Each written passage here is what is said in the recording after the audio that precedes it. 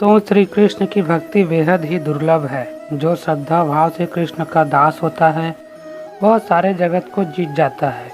यहाँ आप श्री कृष्ण के द्वारा बोले गए अनमोल वचन श्रीमद् भगवद गीता आदि से प्रेरित सुविचार का भंडार प्राप्त कर सकते हैं और इसे अपने जीवन में अपनाकर जीवन को संवार सकते हैं।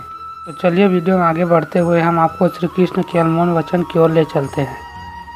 बुराई तो तुम्हें हजारों की भीड़ में भी ढूंढ लेगी, ठीक उसी प्रकार जैसे गाय के झुंड में बछड़ा अपने माँ को ढूंढ लेता है। परंतु जो बंसी वाले को दिल से मानता है वह बुराई में भी अच्छाई को ढूंढ लेता है। व्यक्ति को सदैव बुराई से बचकर रहना चाहिए। अगर कोई बुरा कर्म करता है तो वह कर्म उसको अपने जीवन में भोगना ही पड़ता है। जिस प्रकार बच्चा झुंड में भी अपने माँ को ढूंढ लेती है, वैसे ही कर्म का फल आपको हजारों की भीड़ में भी ढूंढ लेता है। श्री कृष्ण जगत के स्वामी हैं। वह कण कण में निवास करते हैं। छोटे से छोटे जीव के हृदय में ईश्वर का वास होता है। उस जीव को कष्ट का अनुभव होना ईश्वर को कष्ट का अनुभव कराता है। अर्थात किसी जीव को कष्ट देकर अपने ईश्वर को खुश कैसे देख सकते हो। जो श्री कृष्ण का दास होता है वह अपने आराध्य से ऐसे दिन न दिखाने की कामना करता है जिससे उसमें कभी गुरूर आ जाए। वह तो अपने कृष्ण का सेवक बनकर ही अपने सफल बनना चाहता है। जो कृष्ण का दास होता है वह अपने आराध्य से ऐसे दिन न दिखाने की कामना करता है। कृष्ण अपने भक्तों को कर्म का मार्ग दिखाना चाहते हैं। वह कहते हैं अपने कर्म समाज के प्रति और मानव कल्याण के प्रति केंद्रित करते हुए करो। बाकी फल की चिंता मत करो। उन सभी कर्मों को मुझे समर्पित करो। इस मार्ग को अपनाकर तुम मुझे प्राप्त कर सकते हो, मेरे प्रेम का भागीदार बन सकते हो। जो दुष्ट लोग होते हैं वह कठोरता से ही मानते हैं। उनको समझाने के लिए कठोर व्यवहार करना आवश्यक हो जाता है। अगर समझाने मात्र से दुष्ट समझ जाते तो यकीनन मानो कि श्री कृष्ण के रहते हुए महाभारत कभी नहीं होता। मनुष्य का मन सदैव चंचल रहा है।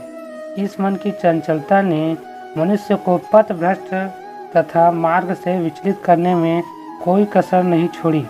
जो व्यक्ति अपने मन को नियंत्रण में नहीं रखता वह धीरे धीरे स्वयं का शत्रु बन जाता है। जो व्यक्ति सदैव हंसता खेलता और मुस्कुराता रहता हो, अगर वह अपने स्वभाव से भिन्न हो जाए अर्थात चुप गुमसुम और उदास रहने लगे तो समझना उसके हृदय में एक पीड़ा है। उस पीड़ा ने उसको कमज़ोर बना दिया है। जिस व्यक्ति के पास संपूर्ण धन दौलत ऐश्वर्य वैभव सब है मगर संतुष्टि नहीं है, उस धन दौलत का कोई अर्थ नहीं है। वह सदैव असंतुष्ट की स्थिति में ही रहता है। जिसके पास संतुष्टि है वह थोड़े में भी संतुष्ट रहता है। जिंदगी में भरोसा एक ऐसी चीज़ है जिसे प्राप्त करना वर्षों की मेहनत के समान होता है। फिर भी यह प्राप्त हो या नहीं यह भाग्य पर निर्भर करता है, किंतु भरोसे को तोड़कर पुनः प्राप्त करना यह संभव नहीं है। इसलिए जिंदगी में जब भी अवसर मिले उसका आनंद सदैव ले, लेकिन भरोसे को कभी टूटने ना दे। प्रेम कभी ना समाप्त होने वाली प्रक्रिया है। जिस व्यक्ति को प्रेम हो जाता है वह जीवन और जीवन के बाद भी प्रेम के वशीभूत रहता है। प्रेम को प्राप्त करने के लिए त्याग, तपस्या और योग का सहारा लेना पड़ता है। जो व्यक्ति अपने अहंकार से भारी हो जाता है, जिसमें अभिमान भर जाता है, वह उस पत्थर की भांति होता है जो भारी होने के बावजूद भी नदी की धारा में डूबकर अपना अस्तित्व खो देता है।